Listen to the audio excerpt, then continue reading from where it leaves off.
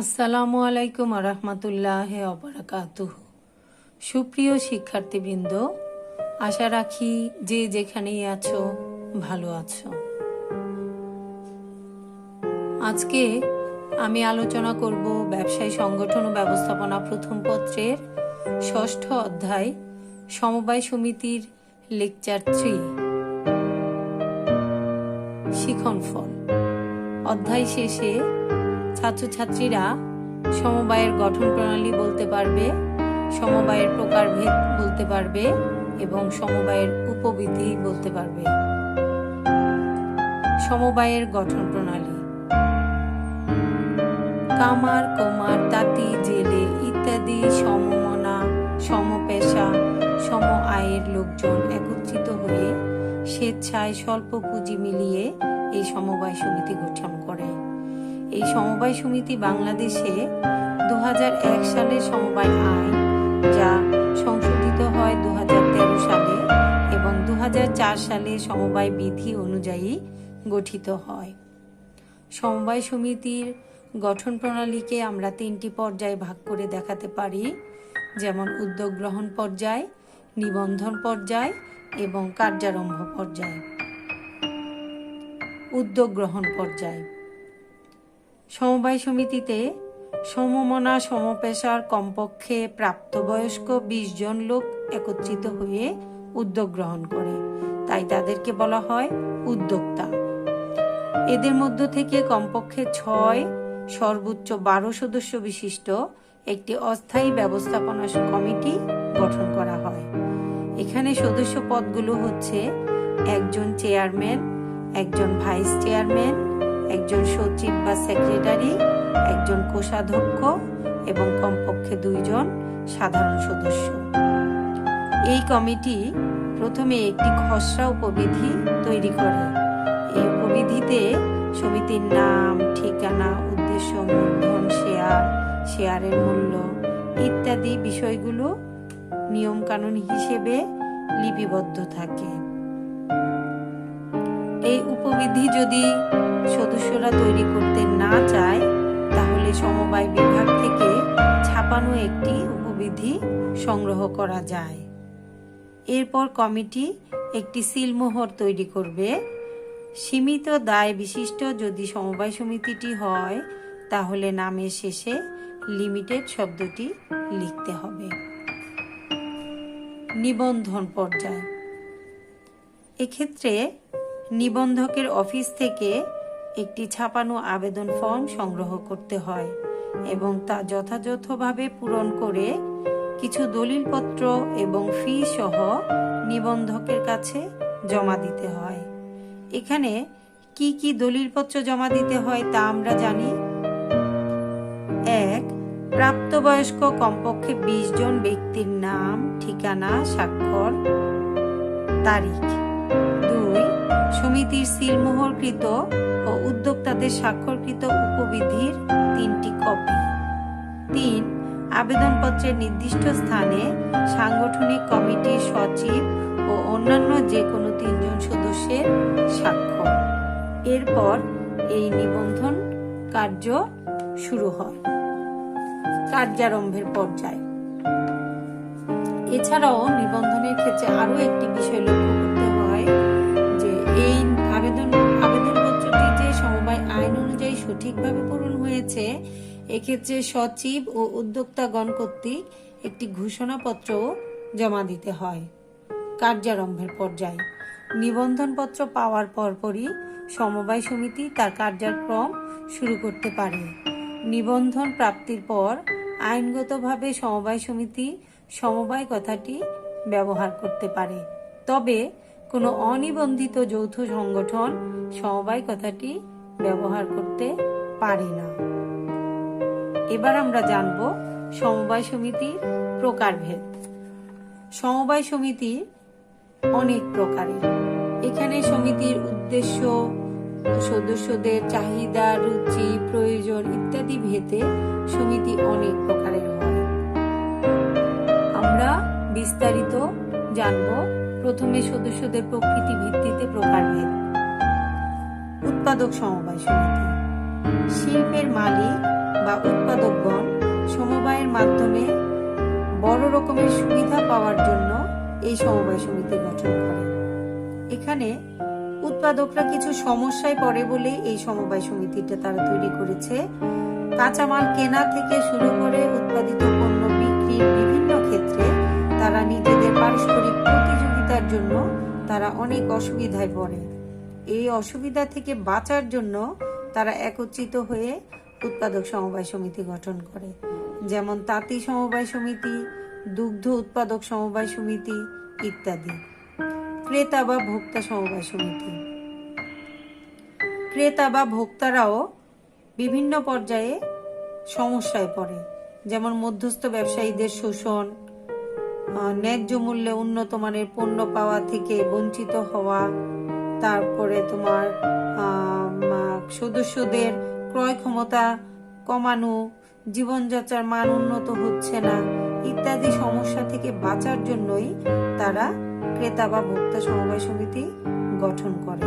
এবং এখানে তারা ভোক্তা বা ক্রেতারা মিলিয়ে একটা নির্দিষ্ট এলাকায় তারা একটি বিক্রয় কেন্দ্র বা বিপণী তৈরি করে এবং সেই বিপণী থেকে তারা সমিতির সদস্যরা ন্যায্য মূল্যে পণ্যটি ক্রয় করে এবং সমিতির বাইরের লোকজন এখান থেকে কেনাকাটা করতে পারে এবং বছর শেষে মুনাফা যা অর্জিত হয় তা তাদের বার্ষিক ক্রয়ের অনুপাতে বন্টন করা হয়।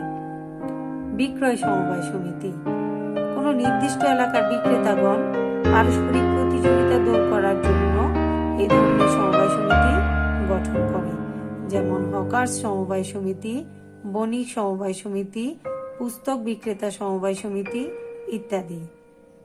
শ্রমজীবী সমবায় সমিতি,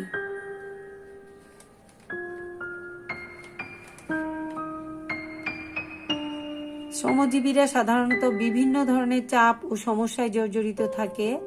তারা শক্তিশালী হওয়ার পাশাপাশি সঞ্চয়ের মাধ্যমে আর্থিক উন্নতির উদ্দেশ্যে এই সমবায় সমিতি গঠন করে, যেমন নির্মাণ শ্রমিক সমবায় সমিতি, ঘাট শ্রমিক সমবায় সমিতি ইত্যাদি। পেশাজীবী সমবায় সমিতি, একই পেশায় নিয়োজিত ব্যক্তিবর্গ তারা একত্রিত হয়ে এই ধরনের সমবায় সমিতি গঠন করে, যেমন শিক্ষক সমিতি, bar association, doctors association of Bangladesh যেটাকে বলা হয় DAB ইত্যাদি। মালিক সমবায় সমিতি, মালিক পক্ষ এরা এই সমবায় সমিতি গঠন করে, যেমন বাসার মালিক মানে বাড়ির মালিকরা মিলিয়ে তাদের মহল্লাটাকে পরিষ্কার পরিচ্ছন্ন করা, নিরাপত্তা জোরদার করা, তারপর পানি সমস্যার সমাধান করা, এগুলোর জন্য মালিকরা মিলে সমবায় সমিতি গঠন করে। তাছাড়া দোকান মালিক, পরিবহন মালিক এরাও একত্রিত হয়ে মালিক সমবায় সমিতি গঠন করতে পারে। বিশেষ শ্রেণী সমবায় সমিতি, এই উপরোক্ত বর্ণনাগুলোর বাইরেও বিশেষ কোনো শ্রেণীর মানুষেরা একত্রিত হয়ে এই সমিতি গঠন করতে পারে, যেমন মুক্তিযোদ্ধা কল্যাণ সমিতি, ভূমিহীন সমবায় সমিতি, বিত্তহীন সমবায় সমিতি, মহিলা সমবায় সমিতি ইত্যাদি। এবার আসি সাংগঠনিক স্তরের ভিত্তিতে শ্রেণী বিভাগ। সাংগঠনিক স্তরের ভিত্তিতে সমবায় সমিতিটি হচ্ছে আমরা জানব, যেমন প্রাথমিক সমবায় সমিতি। প্রাথমিক সমবায় সমিতি ন্যূনতম 20 জন সদস্য একত্রিত হয়ে এই সমবায় সমিতি গঠন করে, যেমন গ্রামীণ সমবায় সমিতি, জমি বন্ধকি ব্যাংক ইত্যাদি। কেন্দ্রীয় সমবায় সমিতি সর্বনিম্ন 10টি প্রাথমিক সমবায় সমিতি একত্রিত হয়ে কেন্দ্রীয় সমবায় সমিতি গঠন করা হয়, যেমন গ্রামীণ কৃষক সমবায় সমিতি মিলে ইউনিয়ন বা থানা পর্যায়ে গড়ে ওঠে কেন্দ্রীয় জমি বন্ধকি ব্যাংক ইত্যাদি। জাতীয় সমবায় সমিতি সর্বনিম্ন 10টি কেন্দ্রীয় সমবায় সমিতি একত্রিত হয়ে এই জাতীয় সমবায় সমিতি গঠন করা হয়, যেমন জাতীয় তাঁতি সমিতি, জাতীয় মৎস্য সমিতি, বাংলাদেশ কৃষি সমবায় সমিতি ইত্যাদি। মিশ্র সমবায় সমিতি এই ধরনের সমবায় সমিতি গঠন করতে সদস্য লাগে 20 জন, এর মধ্যে কমপক্ষে 12 জন প্রাথমিক সমবায় সমিতি এবং বাকি ব্যক্তি সদস্য মিলে গঠন করা হয়। এবার আসি দায়ের ভিত্তিতে সমবায় সমিতির প্রকারভেদ। দায়ের ভিত্তিতে সমিতি দুই প্রকার: অসীম দায় বিশিষ্ট এবং সসীম দায় বিশিষ্ট। অসীম দায় অর্থাৎ কারবারের দায় যদি যা পরিমাণ হয় সমস্ত দায় সদস্যরা ভোগ করবে, মানে সদস্যরা মিটাবে। আর সসীম দায় যেখানে সদস্যদের বিনিয়োগকৃত পুঁজির দ্বারা এই দায় সীমিত, সেজন্য সসীম দায় সম্পন্ন সমবায় সমিতির ক্ষেত্রে নামের শেষে লিমিটেড শব্দটি ব্যবহার করা হয়। কাজের প্রকৃতির ভিত্তিতে সমবায় সমিতি, যেমন কৃষি সমবায় সমিতি।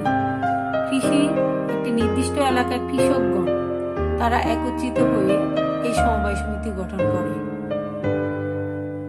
তারা সহজ শর্তে কৃষি ঋণ পায়, উৎপন্ন পণ্যদ্রব্য বাজারজাতকরণের সুবিধা পায় এবং পণ্যের ন্যায্য মূল্য পাওয়ার নিশ্চয়তা পায়।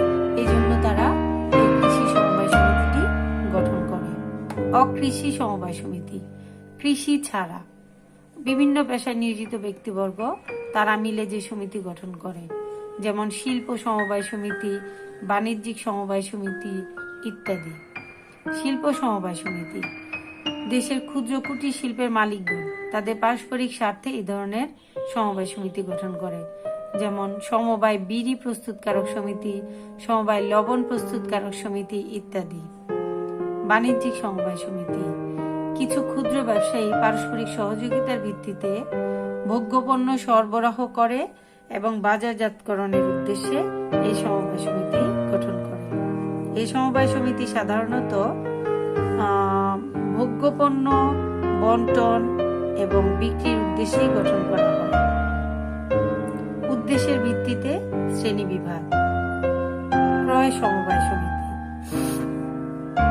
দরিদ্র কৃষক অথবা ক্ষুদ্র কুটির শিল্পের মালিকগণ তাদের উপকরণ কিনতে হয়, এক্ষেত্রে যদি কম মূল্যে কেনা যায় সেই উদ্দেশ্যে তারা ক্রয় সমবায় সমিতি গঠন করে। এরা বেশি পরিমাণ কেনার জন্য তারা যখন বেশি কিনে তখন তাদের একক প্রতি মূল্যটা কমে আসে এবং পরিবহন সুবিধাটাও তারা সম্মিলিতভাবে পায়। বিপণন বা বিক্রয় সমবায় সমিতি, কেউ যদি এককভাবে পণ্য বিক্রয় করতে যায় তাহলে অনেক খরচ পড়ে যায়, তাই সম্মিলিতভাবে সমিতি করে তারা পণ্য বিক্রি করা, গুদামজাতকরণ, তারপর ব্যবসায়িক জ্ঞান অর্জন, কম মূল্যে পণ্য বিক্রি যাতে না হয় এইভাবে তারা সমিতি গঠন করে বিক্রয় সমবায় সমিতি। ঋণদান সমবায় সমিতি প্রয়োজনীয় ঋণ সুবিধা লাভের জন্য ক্ষুদ্র কুটির শিল্পের উৎপাদক এরা কৃষিজীবী এরা একত্রিত হয়ে যারা নিজেদের ক্ষুদ্র ক্ষুদ্র সঞ্চয়কে একত্রিত করে এবং নিজেরাই সেখান থেকে ঋণ গ্রহণ করে। এই সুবিধাটার জন্যই তারা ঋণদান সমবায় সমিতি গঠন করে। এতে যে উপকারটা হয় সেটা হচ্ছে সুদী মহাজনদের দৌরাত্ম্য এবং শোষণ থেকে তারা মুক্ত হয়। গৃহ নির্মাণ সমবায় সমিতি, গৃহ নির্মাণের উদ্দেশ্যে যখন স্বল্পবিত্ত মানুষরা একত্রিত হয়ে সমিতি করে, বর্তমানে যেমন শহর ও নগরে আবাসিক সংকট প্রচুর, এ থেকে বাঁচার জন্য স্বল্পবিত্ত মানুষেরা একত্রিত হয়ে ক্ষুদ্র ক্ষুদ্র সঞ্চয় করে এই গৃহ নির্মাণ সমবায় সমিতি গঠন করে। বীমা সমবায় সমিতি সদস্যরা বীমা সুবিধা পাওয়ার জন্য সমবায়ের ভিত্তিতে একত্রিত হয় এবং এই সমবায়ের মাধ্যমে তারা মুনাফা লাভ করে এবং ঝুঁকি দূর করার পাশাপাশি তারা বীমার থেকে সুবিধা পায়। সমবায় ব্যাংক কতিপয় ক্ষুদ্র সমবায় ঋণদান সমিতি একত্রিত হয়ে নিজেদের আর্থিক প্রয়োজন পূরণের জন্য যে ব্যাংকিং প্রতিষ্ঠান গড়ে তোলে এটাকে বলা হয় সমবায় ব্যাংক।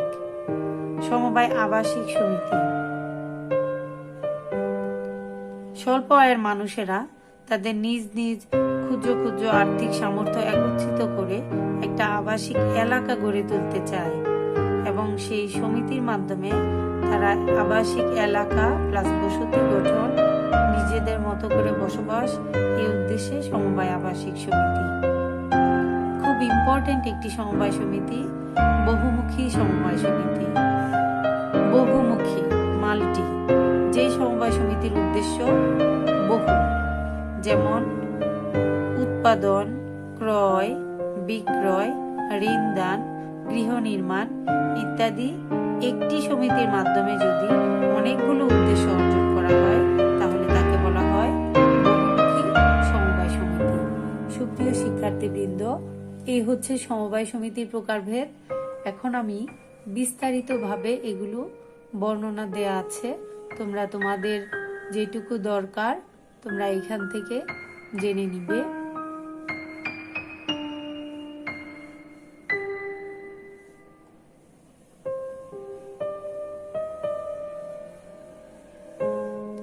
সমবায় উপবিধি। উপবিধি হচ্ছে সমবায় সমিতির অভ্যন্তরীণ কার্য পরিচালনার যে নিয়মাবলীর দলিল। কোম্পানিতে যেমন স্মারকলিপি, পরিমেল নিয়মাবলী আছে, সমবায় সমিতিতেও তেমনি উপবিধি হচ্ছে মূল দলিল। এটাকে সমবায়ের গঠনতন্ত্র বলা হয়। এই উপবিধির মধ্যে থাকে সমবায়ের নাম, ঠিকানা, উদ্দেশ্য, কার্য এলাকা, সদস্য হওয়ার যোগ্যতা ইত্যাদি।